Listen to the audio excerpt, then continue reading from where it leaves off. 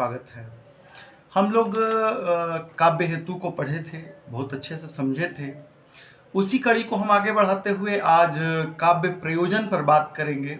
हम आज काव्य प्रयोजन को समझेंगे, जानेंगे और मेरा पूरा विश्वास है कि इसके बाद आपको कभी भी काव्य प्रयोजन में समझने में दिक्कत नहीं होगी, या कभी भी आप कहीं भी काव्य प्रयोजन को पढ़िएगा तो आप आसानी से उन चीज़ों को ग्रहण कर लीजिएगा। और आज के बाद तो आपको पूर्ण रूप से काव्य प्रयोजन लगभग याद ही हो जाएगा।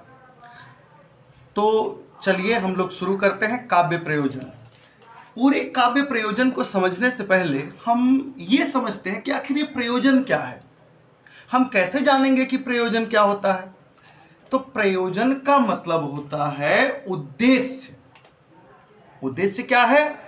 तो काव्य रचने के बाद जो फल की प्राप्ति हो वही उद्देश्य होता है। यूं कहें तो काव्य प्रयोजन हम काव्य प्रेरक या फिर काव्य के लेखन का उद्देश्य कह सकते हैं। जब संसार में कोई व्यक्ति जो निरुद्देश्य किसी काम को करता है तो वो उसमें प्रवृत्त नहीं हो पाता, और वही जब मंदबुद्धि व्यक्ति भी कोई उद्देश्य से किसी कार्य को करता है तो उसमें वो सफलता प्राप्त कर सकता है।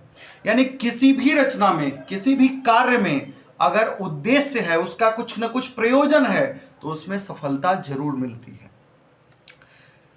प्रश्न यह है कि काव्य रचना पर कवि को क्या प्राप्त होता है। कोई कवि काव्य रचना करता है, कोई कवि लिखता है, कोई कवि कविता लिखता है, कोई कहानी लिखता है, कोई नाटक लिखता है, तो उसके बाद उसको क्या प्राप्त होता है, और जो प्राप्त होता है वही तो काव्य प्रयोजन है। काव्य प्रयोजन से अभिप्राय काव्य रचना के पश्चात मिलने वाले फल से है। उसको क्या मिलता है? और ये दो प्रकार से दो व्यक्तियों को फल मिलता है। किसको? एक जो काव्य लिख रहा है और एक जो काव्य को पढ़ेगा, यानी पाठक और लेखक दोनों को मिलता है ये फल। चलिए अब हम आते हैं आचार्य और विद्वानों की मत पर।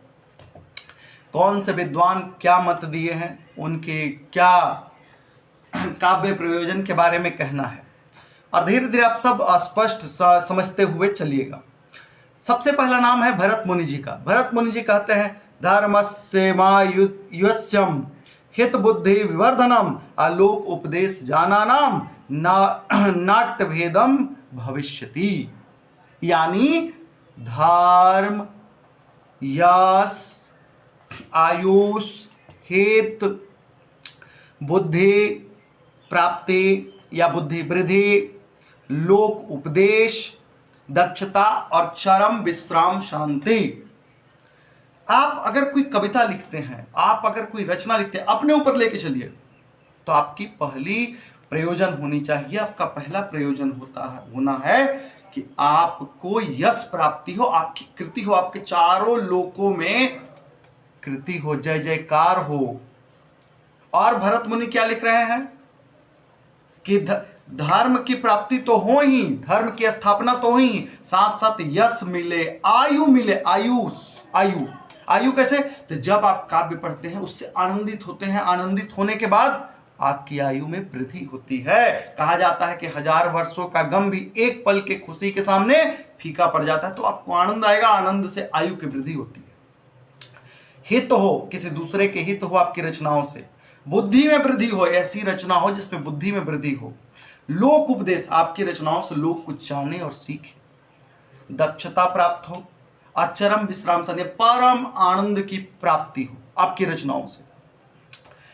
ये 8 प्रकार के जो काव्य प्रयोजन है ये भरत मुनि जी ने दिया है। अब बात करते हैं भामह की। आचार्य भामह संस्कृत के अच्छे विद्वान रहे हैं। उन्होंने कहा है कि चतुर्वर्ग फल प्राप्ति, कीर्ति, प्रीति और सकल कला ज्ञान प्राप्ति, ये काव्य का उद्देश्य हो। यानी चतुर्वर्ग फल प्राप्ति यानी धर्म, अर्थ, काम और मोक्ष, ये चतुर्वर्ग होता है, इसकी प्राप्ति हो जाए, धर्म, अर्थ, काम, मोक्ष की। साथ ही साथ हमें कीर्ति यानी मेरी जय जयकार हो, यश प्राप्ति हो, साथ में प्रीति यानी प्रेम बढ़े, और सकल कला ज्ञान यानी बहुत सारी कलाओं का ज्ञान हो, ऐसी रचना हमारी होनी चाहिए, ऐसी काव्य रचना होनी चाहिए। वामन जी ने कहा है कि काव्यम सदृष्टार्थम प्रीति कीर्ति त्वाम, यानी वामन ने दो बातें कह दी, कृति और प्रीति, ये दो काव्य के प्रयोजन होने चाहिए। अब एक सबसे महत्वपूर्ण लेखक या कह लीजिए या संस्कृत के विद्वान कह लीजिए मम्मट, इनकी जो काव्य प्रयोजन है सर्वमान्य है और सबसे ज्यादा इसी का प्रयोग होता है, प्रश्न भी इसी से ज्यादा पूछे जाते हैं परीक्षाओं में। और इसको अगर समझ लेते हैं तो हम पूरे के पूरे काव्य प्रयोजन को स्पष्ट तौर पे समझ लेंगे।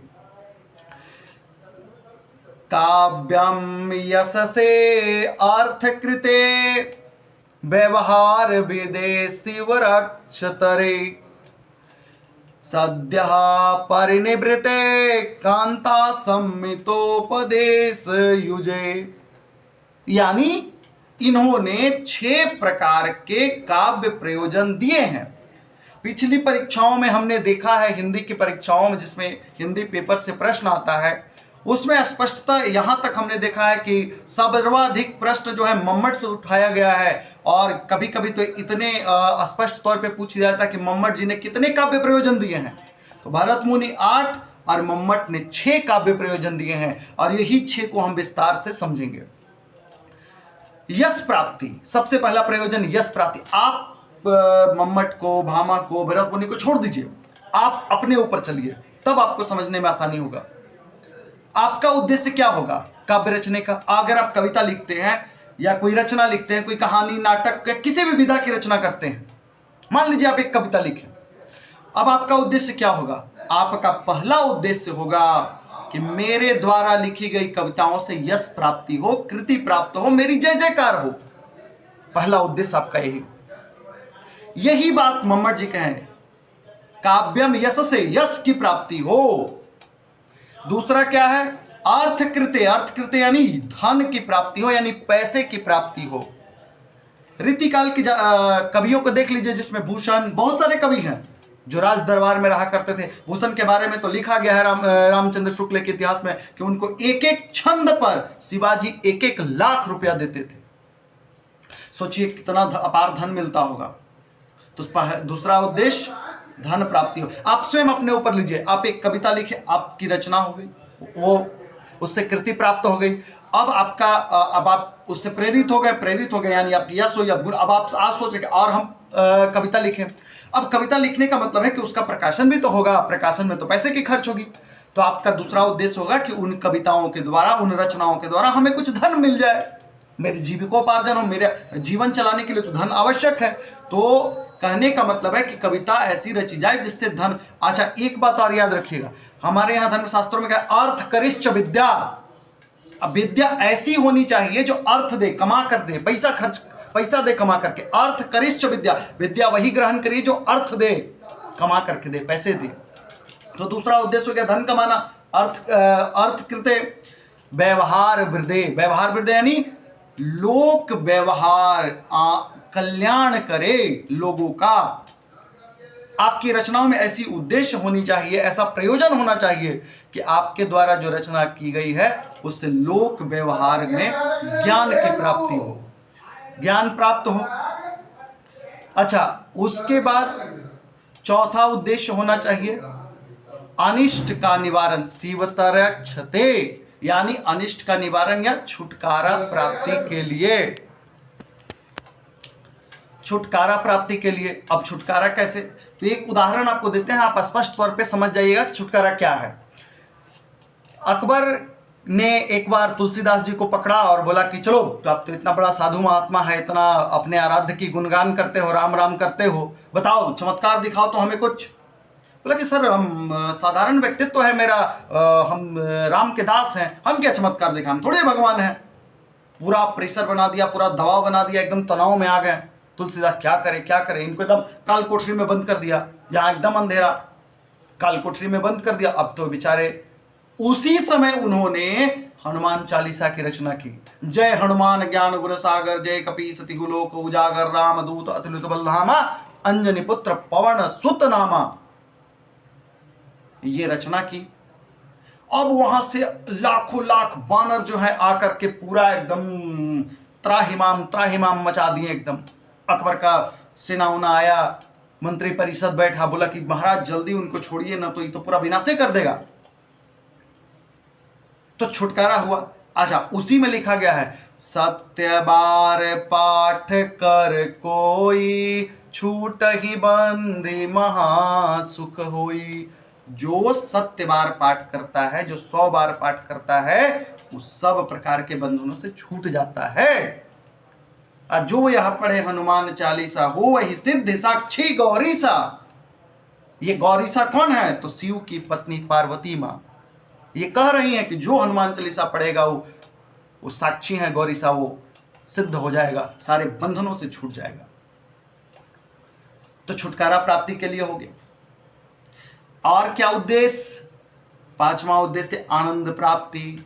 आपकी रचना से लोगों को आनंद मिले। मधुशाला लिखने वाले हरिवंश राय बच्चन जी आज तक लोग उससे आनंद प्राप्त करते हैं। मदिरालय जाने को घर से चलता है पीने वाला, किस पथ से जाऊं असमंजस में है वह भोला भाला।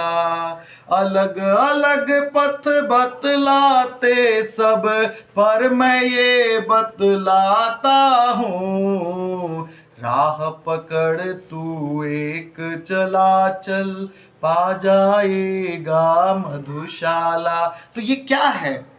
इसमें उपदेश भी है, यानी अपने लक्ष्य के प्रति एक रास्ते पर चलो, लक्ष्य मिलेगा। और आनंद भी है, हम आनंद भी प्राप्त कर रहे हैं। तो रचना ऐसी हो जिससे आनंद प्राप्त हो। ये 5वां उद्देश्य। 6ठा उद्देश्य क्या है? कांता सम्मित उपदेश। कांता सम्मित उपदेश का मतलब होता है, कांत मतलब राजा और कांता का मतलब होता है पत्नी। पत्नी के समान उपदेश। हम में से बहुत सारे विवाहित पुरुष होंगे जो हमारे इस वीडियो को देखेगा। आप सोचिएगा इस चीज को कि विवाह के बाद क्या पत्नी के किसी बात को आपने टाल पाए हैं? ये शुरू से चला आ रहा है, ये कोई नई बात नहीं है कि आपके साथ पत्नी के समान अगर कोई उपदेश दे तो उसको टाला नहीं जाता है। तो हमारी जो रचना हो, हमारी जो काव्य रचना हो, हमारा जो कोई भी रचना हो, उसमें ऐसा व्यवहार हो, ऐसा उपदेश छुपा हो जो लगे कि मेरी पत्नी मुझसे कह रही है। और ऐसा उपदेश हमें लोक व्यवहार में ला दे। ये आचार्य मम्मट के बारे में 6 प्रयोजन थे जो हमें विस्तार से जाना। अब 2, 3, 4 विद्वान और लेते हैं संस्कृत का, उसके बाद हम आधुनिक विद्वानों को ले लेंगे और कुछ पश्चात विद्वानों को देख लेंगे। विश्वनाथ ने तो आचार्य विश्वनाथ ने सीधे कह दिया है कि चतुर्वर्ग फल प्राप्ति ही काव्य का प्रयोजन है। चतुर्वर्ग फल प्राप्ति यानी धर्म, अर्थ, काम और मोक्ष, यही काव्य का प्रयोजन है। दंडी ने बोला कि लोक व्युत्पत्ति ही काव्य प्रयोजन है। रुद्रट ने चार काव्य प्रयोजन दिया, धर्म, कीर्ति, अर्थ और सुख प्राप्ति। धर्म हो, जय जयकार हो, कीर्ति हो। रुद्रट ने धर्म और कीर्ति, और उसके बाद अर्थ यानी पैसे भी कमाएं और सुख की प्राप्ति हो। ये इसी काव्य का प्रयोजन है रुद्रट के द्वारा। उसके बाद कुंतक ने 3 दिया है। कुंतक ने दिया कि चतुर्वर्ग फल प्राप्ति, धर्म, अर्थ, काम, मोक्ष की प्राप्ति हो जाए और व्यवहारिक ज्ञान मिले। आपकी रचनाओं में व्यवहारिक ज्ञान छुपा होना चाहिए। क्या समाज के लिए सही है, क्या समाज के लिए गलत है, ये पूर्ण रूप से छुपा होना चाहिए। उसके बाद परम आनंद की प्राप्ति। कुंतक ने चतुर्वर्ग फल प्राप्ति, व्यवहारिक ज्ञान और परम आनंद। आप इस चीज को लिखते चलिएगा, आपको स्पष्ट याद होते चला जाएगा। अभिनव गुप्त ने कहा है कि चतुर्वर्ग फल प्राप्ति, जया सम्मित उपदेश, परमानंद और यश प्राप्ति। अब बात करते हैं हम आधुनिक विद्वानों की। आधुनिक विद्वानों में हम सबसे पहला बात करते हैं हजारी महावीर प्रसाद द्विवेदी जी की। महावीर प्रसाद द्विवेदी जी ने कहा है कि लेखक का उद्देश्य, ध्यान से इस प्रयोजन को समझिएगा, लेखक का उद्देश्य सदा यही रहा है कि उसके लेखकों से पाठकों को मनोरंजन भी हो और साथ ही साथ उसमें ज्ञान की सीमाओं का विस्तार हो। यानी दो काव्य प्रयोजन दिया, एक तो मनोरंजन और दूसरा ज्ञान की प्राप्ति। महावीर प्रसाद द्विवेदी की ही एक चेला है जो इनको गुरु मानते हैं, महावीर प्रसाद द्विवेदी जी को, जिनकी प्रेरणा से, महावीर प्रसाद द्विवेदी की प्रेरणा से ही उन्होंने अपने काव्य में खड़ी बोली में रचना शुरू की। वो है मैथिली शरण गुप्त जी। इन्होंने कहा है, इनकी दो लाइनें हैं कि केवल मनोरंजन न कवि का कर्म होना चाहिए, उसमें उचित उपदेश का भी मर्म होना चाहिए। इतनी बड़ी बात लिखी इन्होंने, दो बातें लिखी, कवि का कर्म केवल मनोरंजन ही नहीं अपितु उसमें उचित उपदेश भी हो, यानी उसके ज्ञान भी छुपा हो। जयशंकर प्रसाद की जब हम बात करते हैं तो संसार में काव्य के दो तरह से लाभ लिए जा सकते हैं, उन्होंने लिखा है। वो कौन कौन से लाभ हैं? तो मनोरंजन और शिक्षा। ऊपर के तीनों विद्वान, महावीर प्रसाद द्विवेदी हो, हजारी प्रसाद, मैथिली शरण गुप्त हो या जयशंकर प्रसाद हो, ये तीनों विद्वान ने एक ही बात कही, मनोरंजन और शिक्षा, मनोरंजन और लोक व्यवहार, मनोरंजन और उपदेश, तीनों एक बात है। रामचंद्र शुक्ल ने कहा कि कविता का अंतिम लक्ष्य यानी उसका प्रयोजन जगत के मार्मिक पक्षों को प्रत्यक्षीकरण करके उसके साथ मनुष्य के हृदय का सामंजस्य स्थापित करना, एक दूसरे का हृदय का सामंजस्य बना देना। उसके बाद डॉक्टर नागेंद्र ने कहा है कि आत्माभिव्यक्ति का मूल तत्व है जिसके कारण कोई व्यक्ति साहित्यकार और उसकी रचना साहित्य बन जाती है। नंद दुलारे वाजपेयी जी का कहना है कि वह रचना काव्य नहीं है जिसमें वास्तविक अनुभूति का अभाव हो। नंद दुलारे वाजपेयी ने बड़ा सुंदर बात कही, वह रचना काव्य नहीं है जिसमें वास्तविक अनुभूति का अभाव हो। यानी उसका उद्देश्य क्या होना चाहिए? वास्तविकता होना चाहिए, जो कविता में लिखी जाए वो वास्तविक हो। अब कुछ पाश्चात्य के विद्वानों को ले लेते हैं जो पाश्चात्य के हैं। उसमें सबसे पहला नाम हम प्लूटो को लेंगे। प्लूटो ने कहा है आंतरिक उद्भाव और सौंदर्य का उद्घाटित करना, लोक व्यवस्था और न्याय संगतता के परिपालन करना और जगत के सत्य रूप का अभिव्यक्ति करना। यानी कहने का सीधा मतलब है कि सत्य को सामने लाइए, आपका उद्देश्य होना चाहिए काव्य रचना का, ये प्लूटो के कथ कहना है। सत्य को सामने लाइए, उसमें सौंदर्य भी रहे, आत्माभिव्यक्ति यानी अपने अंदर की अभिव्यक्ति भी रहे, साथ में न्याय संगत हो, ये प्लूटो का कहना है। वर्ड्सवर्थ ने क्या कहा है कि काव्य का लक्ष्य है सत्य और सौंदर्य के माध्यम से आनंद प्राप्त करना। ये वर्ड्सवर्थ का कहना है कि सत्य और सौंदर्य के माध्यम से परम आनंद की प्राप्ति करना, ये काव्य का उद्देश्य है। मैथ्यू अर्नाल्ड ने क्या कहा है कि नीति के प्रति विरोध जीवन के प्रति विरोध। और अंतिम हम लेते हैं आईए रिचर्ड को। आईए रिचर्ड ने कहा है कि कला के लिए सिद्धांत को अस्वीकृत करते हुए काव्य के नैतिक तथा लोक मंगल की आवश्यक माना है। कहने का मतलब है कि काव्य का उद्देश्य यह होना चाहिए आईए रिचर्ड के अनुसार कि लोक मंगल हो, साथ ही साथ नैतिकता भी हो, कोई अनैतिक रचना उसमें नहीं। ये पूरा काव्य प्रयोजन मैंने आपको बताया। मुझे पूरा विश्वास है कि आपको स्पष्टता समझ में आया होगा। और ऐसे छोटे छोटे टॉपिक तो हम लाते ही रहेंगे, थोड़ा समय बीत जाने दीजिए, कुछ समय हम व्यस्तता मेरी चल रही है। उसके बाद रामचंद्र शुक्ल का हिंदी साहित्य का इतिहास को हम एक एक अक्षर हम लाइव सेशन करके और उसमें हम लाएंगे। आप सब जरूर जुड़िएगा, मेरा पूरा विश्वास है। और उसमें हम उसको समझाते हुए, समझते हुए, स्वयं समझाते और समझते हुए उसमें आगे बढ़ेंगे। और आप विश्वास मानिए कि आगामी परीक्षाओं में आप जरूर सफलता प्राप्त करिएगा। धन्यवाद।